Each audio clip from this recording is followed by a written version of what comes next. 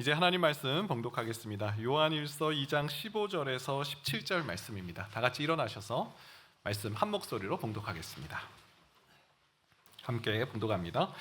이 세상이나 세상에 있는 것들을 사랑하지 말라. 누구든지 세상을 사랑하면 아버지의 사랑이 그 안에 있지 아니하니 이는 세상에 있는 모든 것이 육신의 정욕과 안목의 정욕과 이생의 자랑이니 다 아버지께로부터 온 것이 아니요 세상으로부터 온 것이라. 이 세상도 그 정욕도 지나가되 오직 하나님의 뜻을 행하는 자는 영원히 거하느니라. 아멘. 자리에 앉으시겠습니다. 요한일서 말씀에서 우리는 하나님과의 사귐에 관한 주제를 계속 나누고 있습니다. 이 단어가 가지고 있는 이 참 의미가 굉장히 깊고 또 중요하다라는 사실들을 요즘 저는 많이 묵상을 하고 있습니다. 먼저 요한일서 1장 6절 말씀인데요. 만일 우리가 하나님과 사귐이 있다 하고 어둠에 행하면 거짓말을 하고 진리를 행하지 아니함이거니와. 요한 사도는 우리가 하나님과 사귐이 있다라고 전제하고 있어요. 우리가 하나님과 사귐이 있다라고 말하면서 어둠 가운데 행한다. 그건 거짓말을 행하는 것이고 진리를 행하지 않는 것이다. 하나님과 사귐이 있는 사람은 마땅히 행할 바가 있는데 그것은 거짓을 행하지 않는 것이고 어둠 가운데 행하지 않는 것이다. 이런 말씀을 하고 있죠. 우리는 지금 하나님과 사귐의 관계 속에 있다라는 말씀이에요. 여러분 생각해 보면요, 이 하나님과의 사귐, 하나님께서 이 단어 속에 참 너무너무 중요한 어떤 내용들, 의미들을 담고 계세요. 이 하나님과의 사귐은 하나님께서 우리를 창조하신 목적하고도 연결되어 있어요. 하나님이 우리를 왜 만드셨는가? 왜 창조하셨는가? 하나님께서 우리와 사귀기 위해서예요. 창세기 2장 8절 말씀에 보니까요, 여호와 하나님이 동방의 에덴에 동산을 창설하시고 그 지으신 사람을 거기 두시니라. 하나님께서 아담과 하와를 만드시고요, 이 아담과 하와를 어디에 두셨냐면 에덴에 두셨대요.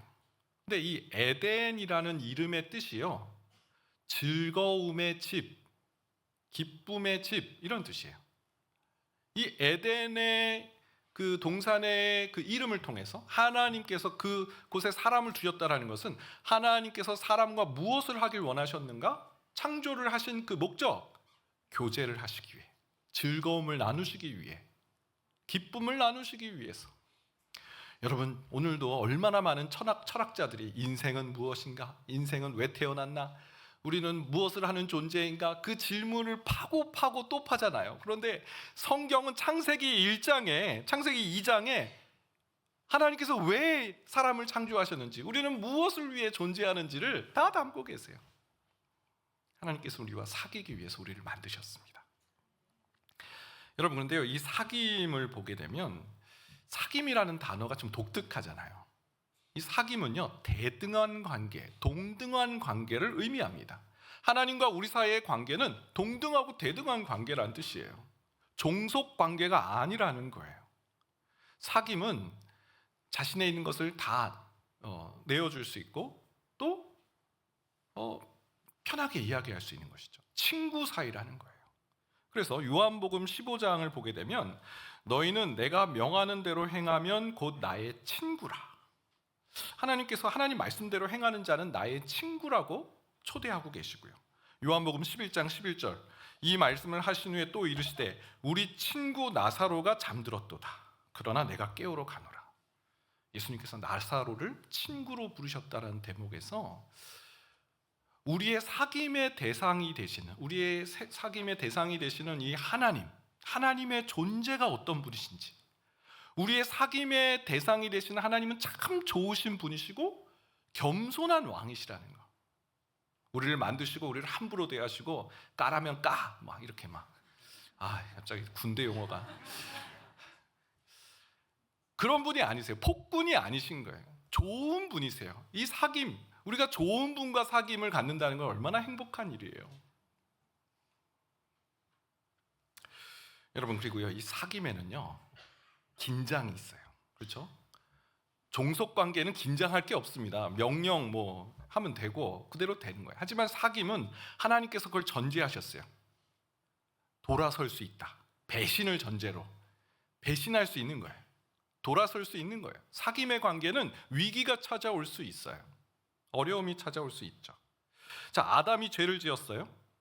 무화과 나무 옷을 입었어요. 그럼에도 하나님 앞에 설 수가 없어서 나무 뒤에 숨었어요. 무화과 나무 옷을 입고서는 하나님 앞에 설 수가 없는 거예요. 그랬을 때 하나님께서 아담과 하와를 위해서 가죽옷을 지어 입히셨어요. 가죽옷, 동물의 희생을 시키셨다는 거예요. 아담을 위해서, 하와를 위해서 동물을 희생시키시고 교제를 이어가신 거예요. 이 가죽옷은 바로 예수 그리스도의 보혈을 상징합니다. 하나님께서는 이 사귐을 이어가시기 위해, 이 사귐이 깨어지지 않기 위해, 위태로운 사귐이 되지 않게 하시기 위해서 사귐에는 헌신과 섬김을 요하는 거예요. 사귐은 그냥 이루어지지 않아요. 당사자 간의 헌신, 당사자 간의 섬김이 있을 때 이 사귐이 이루어진다는 것이죠. 사도 요한은 여기서 더 나아갑니다. 하나님께서 이런 열심으로 이 사귐을 이루시기 위해, 사귐이 깨어지지 않기 위해 어떤 일을 행하셨는가? 요한일서 2장 1절, 만일 누가 죄를 범하여도 아버지 앞에서 우리에게 대언자가 있으니 곧 의로우신 예수 그리스도시다. 대언자, 변호사라는 것입니다. 죄가 있어서 하나님과 이 관계가 깨어지지 않도록 예수님을 보내주셨어요. 자녀들아, 지난주 말씀에 자녀들아, 내가 너에게 쓰는 것은 너희 죄가 그의 이름으로 말미암아 사함을 받았다라는 것이다. 죄가 하나님과의 관계, 사귐을 끊어낼 수 없다라는 것이죠. 그리고 사도 요한은 이제 우리 편에서, 여러분 사귐은 일방적이지 않아요. 양 당사자 간의 섬김이에요. 우리가 무엇을 해야 되는지를, 이 사귐을 이어나가기 위한 우리 편에서의 어떤 섬김, 헌신이 무엇인지를 말씀하고 있는데요. 바로 그것이 계명을 지키는 삶이죠. 지난주 말씀에서 자녀들아, 내가 너에게 쓴 것은 너희 죄가 그의 이름으로 말미암아 사함을 받은 것이다. 무슨 뜻이에요? 죄를 지었다면 예수님의 이름을 의지해라. 예수님의 이름을 의지해서 다시 하나님 앞에 나아갈 수 있다라는 것이죠. 아비들아, 내가 너에게 쓴 것은 태초부터 계신 이를 너희가 알았으며, 믿음이 장성한 그런 분량에 이른 사람이라 할지라도, 욥과 같은 사람이라도 갑자기 찾아오는 예기치 못한 그런 일들 앞에 하나님에 대한 신뢰가 무너질 수 있는 거예요. 그때 하나님의 히스토리, 하나님께서 그동안 태초부터 어떤 일을 행하셨는지 기억해야 된다. 또 청년들아, 내가 너희의 이것을 쓴 것은 너희가 강하고 하나님의 말씀이 너희 안에 거함을 통해서 흉악한 자를 이기었음이라. 맞서 싸우라는 거예요. 하나님의 말씀이 거할 때 흉악한 자를 이길 수 있다라는 계명의 말씀을 주신 거죠. 여러분, 그런데요, 이 계명의 말씀에는 하라, 두의 계명이 있습니다. 지난주 말씀이 바로 하나님 말씀을 너희 심령에 거하게 하라, 예수 그리스도의 이름을 의지해라, 태초부터 계신 이를 기억하라 라는 두의 계명인 거죠. 하지만 하지 말라라는 계명도 있습니다. 두의 계명이 있는가 하면 두 낫의 계명이 있는 거예요. 그래서 오늘 하나님과의 사귐을 이어나가기 위해서 우리 편에서 해야 될 그 헌신, 그런데 해야 될 일이 지난주에 강조된 거면 이번 주에는 하지 말라, 이것을 하지 말아야 된다라는, 하지 말아야 될 계명을 말씀하고 있다라는 것이죠. 그래서 오늘 요한일서 2장 15절 말씀을 보니까요, 이 세상이나 세상에 있는 것들을 사랑하지 말라. 여러분, 우리 인생에요, 하나님과의 사귐보다 더 중요한 게 있을까 싶습니다. 하나님과의 사귐보다 더 가치 있는 일이 있는가 싶습니다. 이 하나님과의 사귐을 견고하게 하기 위해서 하지 말아야 될 것, 그것은 세상을 사랑하지 않는 거예요. 이 세상이나 세상의 것들을 사랑하지 않는 거예요. 그러면 하나님께서 왜 이것을 하지 말라고 하는지 세 가지로 좀 그 이유를 살펴보도록 하겠습니다. 신자가 세상을 사랑할 수 없는 세 가지 이유. 첫 번째는 세상에는 아버지의 사랑이 없습니다. 세상에는 아버지의 사랑이 없다. 우리가 세상을 사랑할 수 없어요. 신자는 세상을 사랑할 수 없어요. 세상에는 아버지의 사랑이 거하지 않기 때문에. 오늘 15절 말씀에 새번역 성경을 보니까 이런 말씀이 나옵니다. 여러분은 이 세상이나 세상에 있는 것들을 사랑하지 마십시오. 누구든지 세상을 사랑하면 아버지의 사랑이 그 사람 안에 있지 않습니다. 세상을 사랑하면 그 다음 아버지의 사랑이 그 안에 없다라는 거예요. 여러분, 세상 사랑이 이렇게 위험한 거예요. 아버지 사랑을 딱 잃어버리게 해요. 성경에는요, 이 하나님과의 사귐을 아주 다각도로 묘사하는 장면이 나와요. 아까 본 것처럼 하나님과 우리 사이의 친구 관계다, 대등하고 동등한 관계를 좀 강조한 표현이 있다면, 하나님과 우리의 관계는 배타적 사랑 관계라는 것을 표현하는 구절도 있어요. 바로 결혼 관계로 하나님과의 사귐을 묘사하기도 합니다. 이사야 62장 5절에 보면 신랑이 신부를 기뻐함 같이 내 하나님이 너를 기뻐하시리라. 하나님께서 신랑이 되어 주셔서 신랑이 신부를 기뻐하는 것처럼 내 하나님이 너를 기뻐하신다. 여러분, 결혼 관계를 한번 떠올려 보세요. 부부 관계를 떠올려 보세요. 난 당신을 사랑해. 당신밖에 없어. 이 세상에 모든 걸 갖다 주어도 난 당신을 사랑할 거야. 막 입술로는 막 절절한 사랑 고백을 합니다. 그런데 갑자기 옛날에 사귀었던 사람의 그 사진을 만지작거리고 있다. 너무 충격적인가요? 네. 버릴 걸 버려야지. 왜 그걸 아직도 남겨두고 있어? 막. 아무리 난 당신밖에 없어. 믿을 수가 없는 고백이죠. 아니, 난 당신을 사랑하는 마음이 변하지 않는다니까. 난 정말 당신을 사랑해. 그런데 다른 사람의 사진을 만지작거린다면 이건 진실된 사랑이라고 말할 수 없어요. 왜요? 결혼 관계는요, 부부 관계는 배타적 사랑 관계이기 때문에 그래요. 다른 뭔가가 들어오면 그건 진실한 사랑이 아니기 때문에요. 하나님과 우리 사이의 관계도 그래요. 하나님과 우리 사이는 배타적 사랑 관계예요. 신랑이 신부를 사랑하는 관계예요. 세상이 들어오면요, 아버지의 사랑이 없어지는 거예요. 없는 거예요. 여러분, 다윗을 한번 보겠습니다. 다윗은 정말 하나님의 사랑, 하나님과 깊고 깊은 사랑을 나눈 사람 아닙니까? 하나님과 사귐, 다윗처럼 하나님과 잘 사귄 사람이 누가 있습니까? 그런데 밧세바와 간음죄를 지었어요.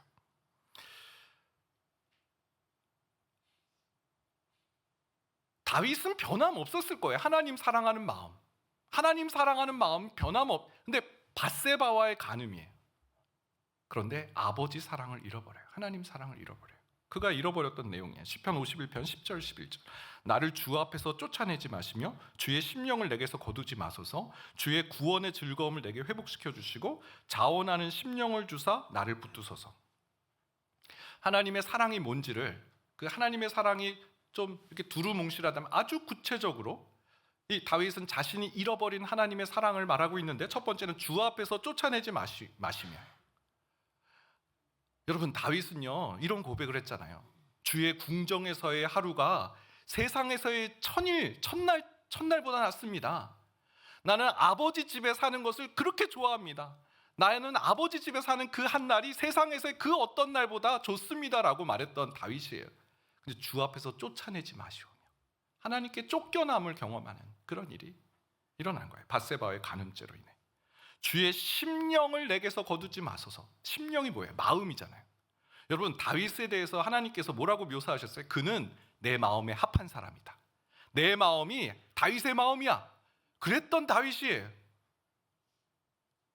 주의 심령을 내게서 거두지 마소서. 하나님의 마음을 잃어버렸어요. 구원의 즐거움을 내게 회복시켜 주옵소서. 다윗 하면 떠오르는 건 기쁨으로 찬양 아닙니까? 언약궤로 막 들어왔을 때 그가 막 다른 사람이 보든 말든 기쁨으로 찬양했던 다윗, 구원의 즐거움을 잃어버렸어요. 자원하는 심령을 주사. 자원하는 심령. 다윗은 하나님을 위해서 뭐라도 하고 싶은 사람이에요. 하나님께서 언제 성전 지으라고 했나요? 다윗이 자원하는 심령으로 성전을 짓기를 원했던 거예요. 자원하는 심령도 잃어버렸어요. 예외가 없는 거예요. 누구든지 세상을 사랑하면 누구든지예요. 다윗과 같은 사람도 아버지의 사랑을 잃어버려요. 여러분, 그런 면에서 요셉은 참 우리에게 좋은 모델이 됩니다. 요셉, 세상을 사랑할 수 있는 절대절명의 그 유혹과 위기 속에서 요셉의 반응을 한번 살펴보겠습니다. 창세기 39장 9절이에요. 이 집에는 나보다 큰 이가 없으며 주인이 아무것도 내게 금하지 아니하였어도 금한 것은 당신뿐이니 당신은 그의 아내임이라. 그런즉 내가 어찌 이 큰 악을 행하여 하나님께 죄를 지으리까? 여러분, 요셉이 얼마나 외로웠겠어요. 아니, 가족에게 버림받아서 지금 애굽에 와 있잖아요. 생면부재, 아무도 그를 안아주는 사람이 없어요. 과거에 채색 옷을 입었던 요셉, 이제는 완전 노예로 살아가고 있는 요셉이에요. 그런데 그 주인의 아내가 잘해주는 거예요. 예쁘다, 막 어디서 왔니, 막. 여러분, 그런 마음이 가지 않겠어요? 아줌마 하면서 막 저희 엄마를 닮으셨어요? 날마다 그 주인의 아내가 막 유혹을 하는 거예요. 그런데 이때 요셉의 말을 들어보세요. 이 집에서 나에게 금한 것이 없는데 당신만 금했다. 당신은 주인의 아내이기 때문에 그렇다. 그런즉 내가 어찌 이 큰 악을 행하여 하나님께 죄를 지을까? 여기서 하나님이 등장해요. 아니, 왜 여기서 하나님이 등장해요? 지금 보디발과 그 사이에 그 아내와의 그 얘기를 하고 있는데 갑자기 하나님이 나와요. 요셉은 늘 하나님과 동행했던 사람이라고 성경에 기록되어 있잖아요. 요셉은 정말 영적 센스가 있었어요. 내가 이 보디발의 아내와 동침을 하고 관계를 맺으면 이건 하나님께 죄를 짓는 것이다. 하나님과의 사귐이 깨어지는 것이고 아버지의 사랑을 잃어버리는 것이다. 와, 내가 예배 열심히 드리잖아요. 하나님께서 봐주시겠죠. 내가 하나님께 헌금도 잘하잖아요. 하나님께서 봐주시겠죠. 내가 일주일에 한 번씩 기도 예배를 드리는데, 여러분, 하나님께서 우리에게 원하시는 관계는 그 정도가 아니신 거예요. 일주일에 한 번 예배 드리고 나머지 6일을 마음대로 세상에서 살아가는 그런 관계를 하나님 원하지 않으세요. 요셉은 그걸 알았던 거예요. 내가 지금 보디발과 함께, 아내와 함께하는 시간은 하나님께 죄를 짓는 시간이에요.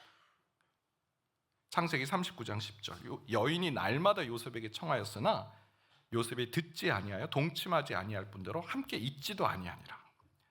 세상을 사랑하는 걸 원천적으로 차단하는 이 요셉의 모습을 볼 수 있습니다.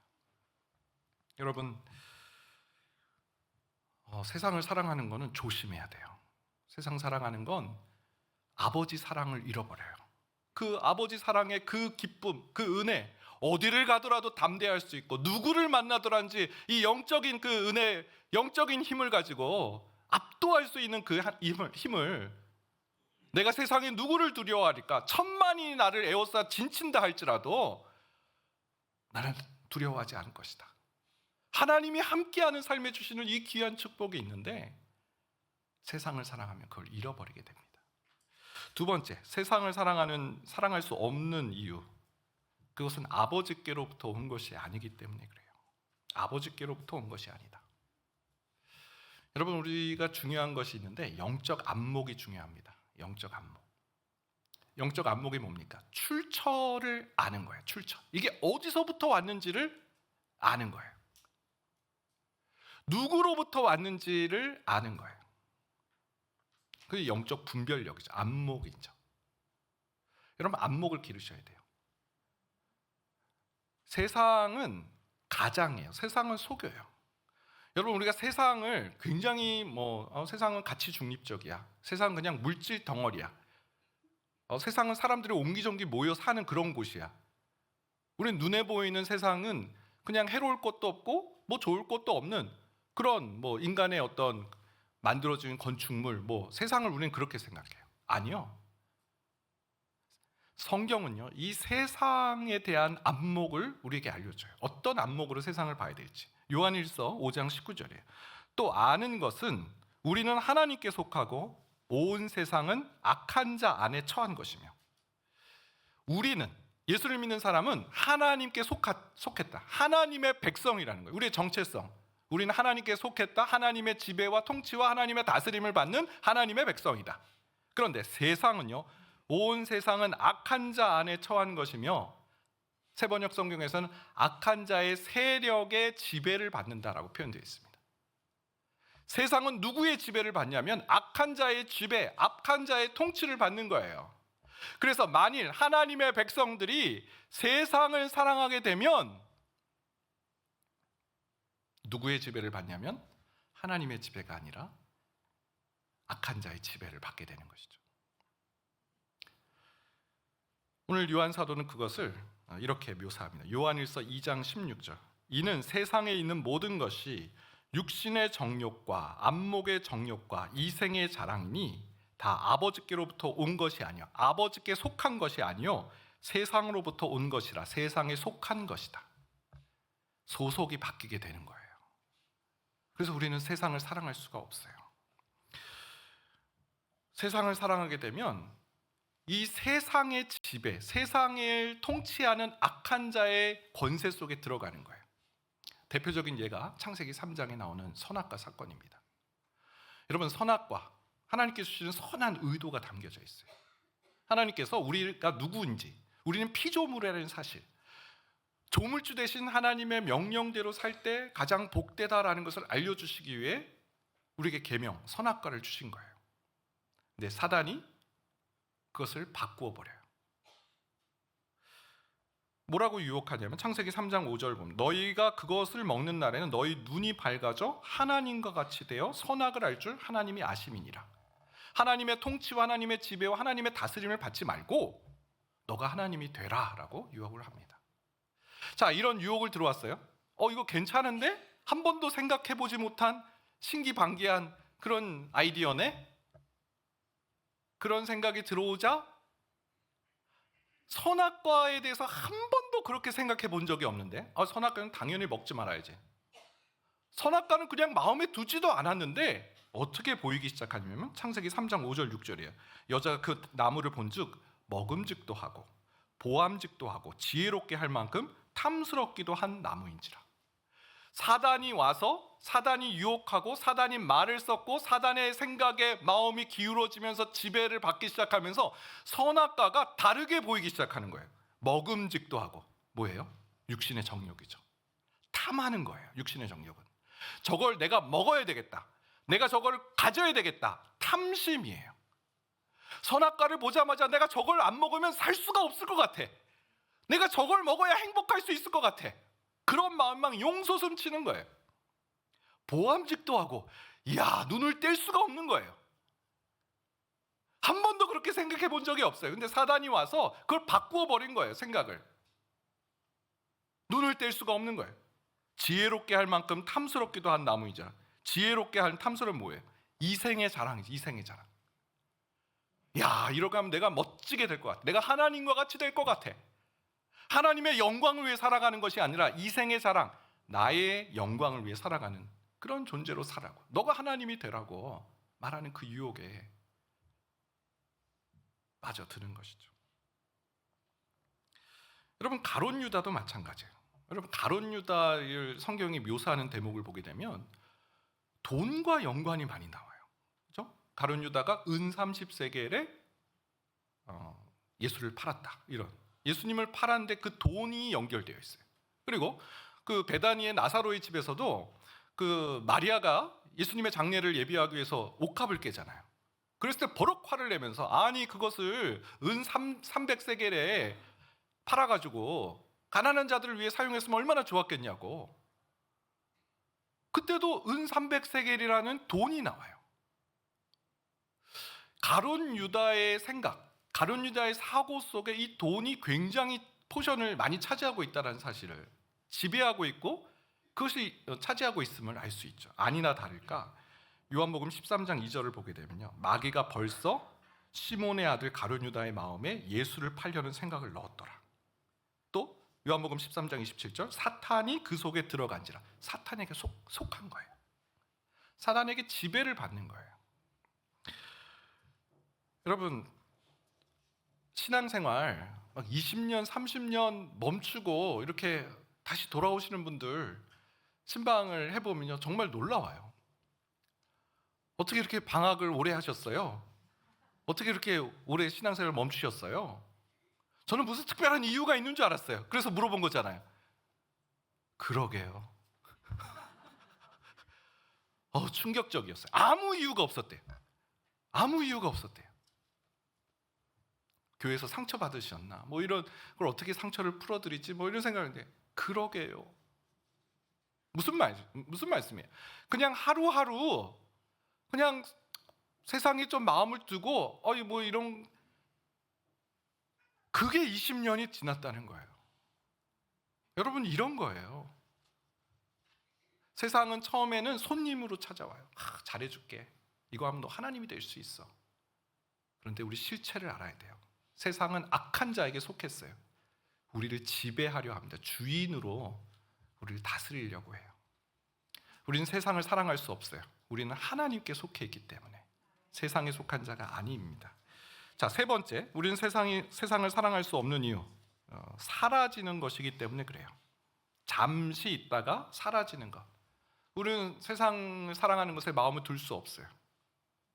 그건 영원한 것이 아니에요. 우리가 그것을 붙잡을 것이 아니에요. 그런 대상이 아니에요. 17절 말씀입니다. 이 세상도 그 정욕도 지나가되 오직 하나님의 뜻을 행하는 자는 영원히 거하느니라. 사도 요한은 우리가 세상에 우리의 목표를 둘 수 없다, 세상에 우리의 비전을 둘 수 없다라고 말씀합니다. 네, 맞습니다. 어렸을 때 꿈이 뭐야? 그러면 대통령이요. 그런 얘기 많이 했잖아요. 꿈이 크다. 여러분, 우리가 믿는 그리스도 가정이라면 우리가 추구해야 될 꿈이 뭔지를 우리는 알려줘야 돼요. 우리는 이 세상의 꿈을 꾸는 자들이 아니에요. 이 세상의 것은 다 지나가요. 저는 장례식에 갈 때마다 그걸 느껴요. 이번 주에도 장례식이 있어서 참 말씀을 보면서 얼마나 참 감동이 되었는지 몰라요. 아브라함의 장례식 장면이었는데요. 창세기 25장 7절 8절이에요. 아브라함의 향년이 175세라. 그의 나이가 높고 늙어서 기운이 다하여 죽어 자기 열조에게로 돌아가매. 아브라함 나이 175세. 여러분, 아브라함 대단한 사람이잖아요. 믿음의 조상. 하지만 믿음의 조상이라 할지라도 유한해요. 175세에 그가 늙어 기운이 다함에 죽었다. 그런데 그 다음을 이야기하네요, 성경이요. 여러분, 세상 사람들은 죽으면 끝이다 말하잖아요. 모니터의 화면 딱 끄면 까만색 암흑이 되는 것처럼 죽으면 그렇게 되는 거야. 몰라, 암흑이야. 아니요, 성경은 말씀이에요. 죽으면요, 돌아가는 것이 있어요. 자기 열조. 자기 열조라는 말은 암이라는 히브리어인데, 암이라는 말은 백성이라는 뜻이에요. 하나님의 백성이 있는 곳으로 돌아가는 거예요. 하나님의 백성이 지금도 살아있다라는 거예요.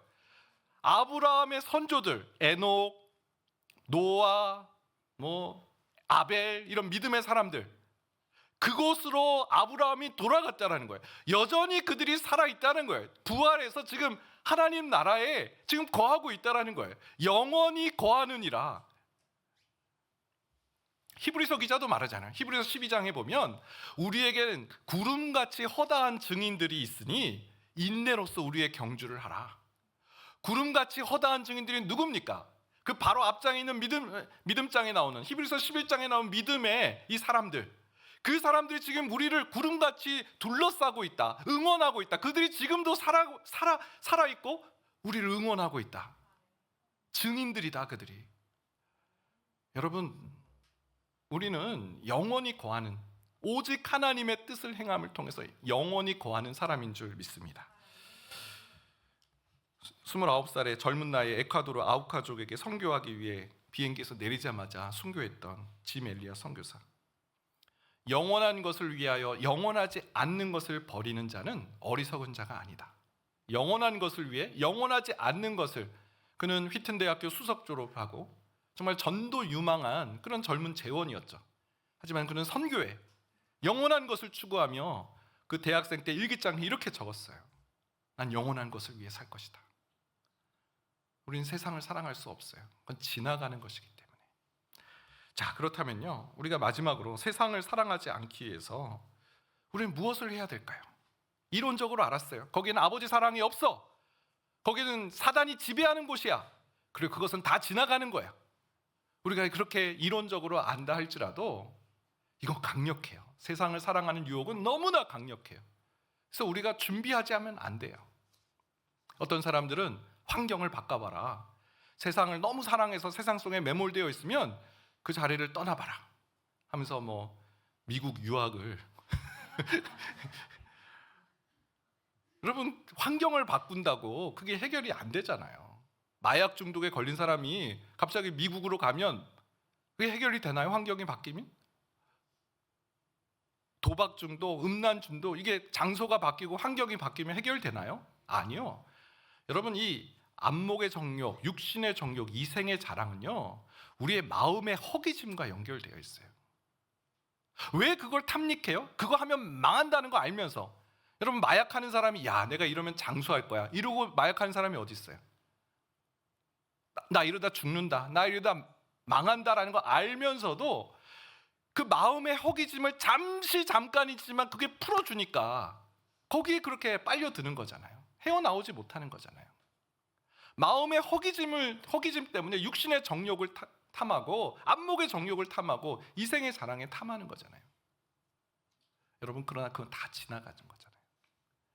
진실된 이 마음의 허기짐은, 여러분, 세상을 사랑하지 않을 수 있는 것은 이 마음의 허기짐, 진실된 마음의 허기짐을 채워줄 때 그분은 바로 하나님이시죠. 여러분, 오늘 본문을 우리가 다시 한번 좀 읽어봤으면 좋겠는데요.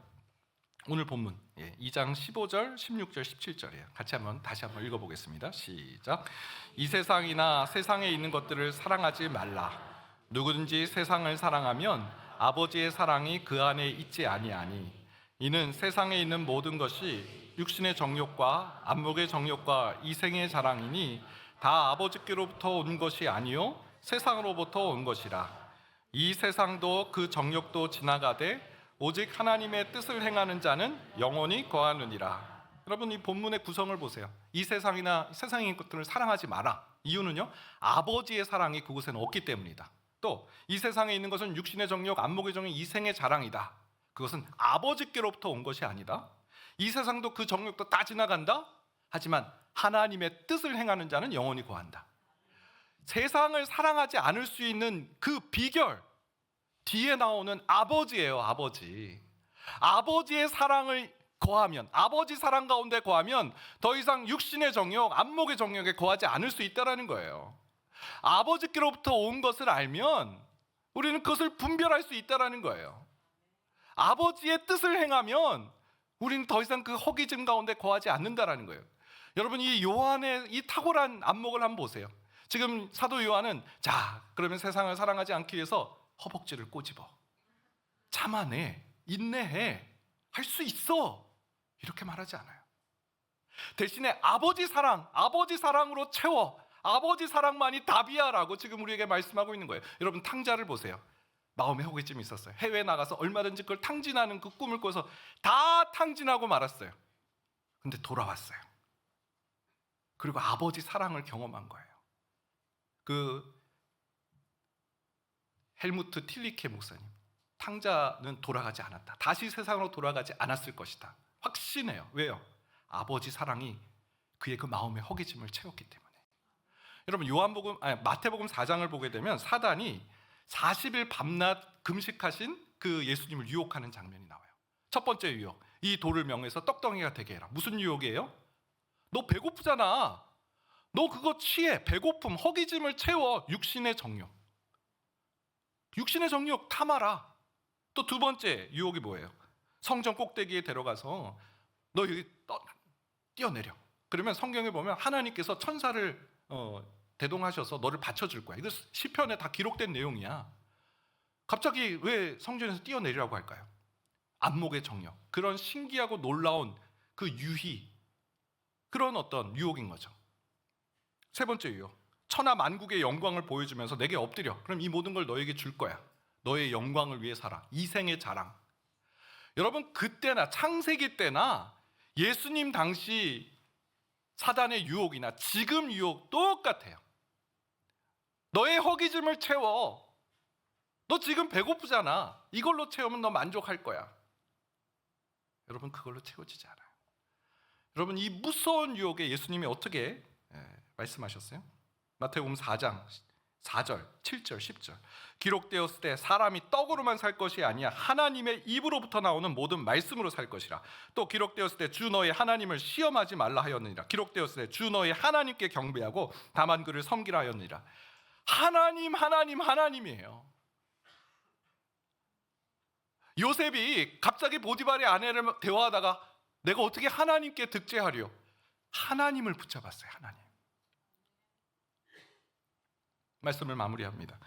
신앙생활 하시던 분 중에 종종 이런 말씀들 하세요. 목사님, 저는 이렇게 신앙이 잘하질 않죠. 예배도 꼬박꼬박 드리고 말씀도 읽고 기도를 하는데 신앙이 잘하는 것 같지가 않아요. 맨날 제자리예요. 여러분, 오늘 답을 말씀드리겠습니다. 밑 빠진 독에 구멍을 막으셔야 돼요. 아무리 은혜가 부어져도 그 독이 구멍이 나 있으면 다 은혜가 빠져나가는 거잖아요. 그게 바로 세상을 사랑하지 않는 거예요. 하나님의 사랑으로 우리를 가득 채워 나가야 되는데 세상을 사랑하는 것 때문에 아버지 사랑을 다 잃어버리는 거예요. 오늘 하나님, 저 한번 결단해 보겠습니다. 그냥 하나님 잘 믿으면 되는 거라 생각했습니다. 세상은 하나님이 그렇게 관여하지 않을 줄 알았습니다. 하나님, 이건 제 영역이니까요 라고 생각했습니다. 근데 하나님께서 우리와 사귐의 관계는 그저 일주일에 한 번 예배 드리는 거, 그거의 관계로 원하시지 않으시고 우리와 더 많은 시간을 갖기를 원하신다는 거, 세상을 사랑하지 않기를 원하신다는 말씀 기억하고 지켜나가겠습니다. 결단하는 우리 모두가 되기를 원합니다. 우리 한번 찬양하겠습니다. 세상의 유혹 시험이 내게 몰려올 때 나의 힘으로 그것들 모두 이길 수 없네. 우리 찬양의 가사를 떠올리면서 우리 함께 찬양 드리겠습니다. 세상의 유혹 시험이 내게 몰려올 때에 나의 힘으론 그것들 모두 이길 수 없네. 거대한 폭풍 가운데 위축된 나의 영혼 어찌할 바를 몰라 헤매이고 있을 때 주를 찬양 손을 들고 찬양. 전쟁은 나에게 속한 것 아니니 주를 찬양. 손을 들고 찬양. 전쟁은 하나님께 속한 것이. 거짓과 속임수로 가득 찬 세상에서 거짓과 속임수로 가득 찬 세상에서 어디로 갈지 몰라 머뭇거리고 있네. 공중의 권세 잡은 자 지금도 우리들을 실패와 절망으로 너만 부리려 하네. 주를 찬양. 손을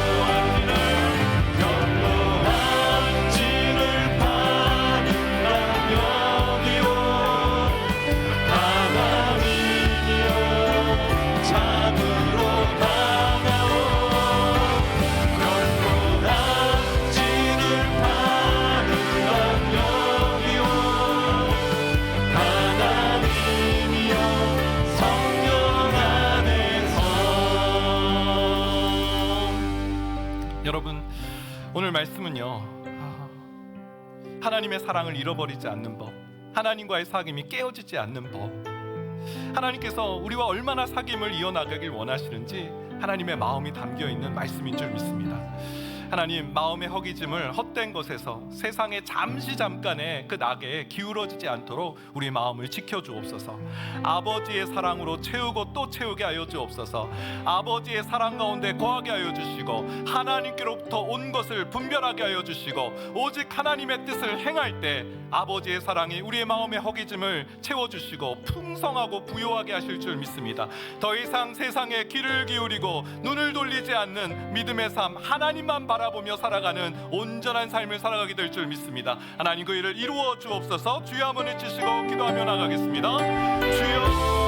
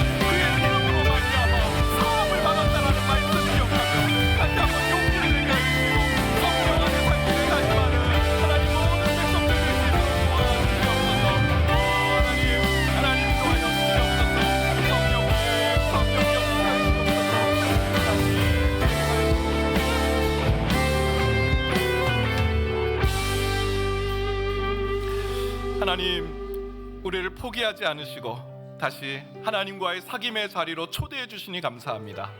세상을 사랑하지 마라, 거기에는 아버지 사랑이 없다. 이 세상의 것은 안목의 정욕, 육신의 정욕, 이생의 자랑이다. 그것은 하나님께로부터 온 것이 아니고 하나님께 속한 것이 아니고 사단의 지배를 받는 삶이다 말씀해 주시고, 이 세상도 정욕도 다 지나가지만 오직 하나님의 뜻을 행하는 자는 영원히 거한다 말씀하신 주님, 하나님, 우리가 어떤 길로 가야 될지 알려주시니 감사합니다. 그 길을 걸어가기 위해서 아버지 사랑 붙잡게 하여 주시고 아버지 사랑으로 충만케 하여 주시고, 그래서 하나님, 세상에 눈을 돌리거나 귀를 기울이지 않고 하나님을 기쁘시게 하는 뜻에 우리의 마음을 두고 생명을 두며 나가는 모든 하나님의 권속들 되게 하여 주시옵소서. 지금은 우리 주 예수 그리스도의 은혜와 하나님의 그 크신 사랑하심과 성령님의 인도 교통 위로하시는 놀라우신 은총이, 세상을 사랑하지 말라 이 말씀 마음에 담고 실천하기로 다짐하는 이곳에 모인 모든 주님의 권속들 머리 위에 이제로부터 영원까지 함께 하시길 축원하옵나이다. 아멘.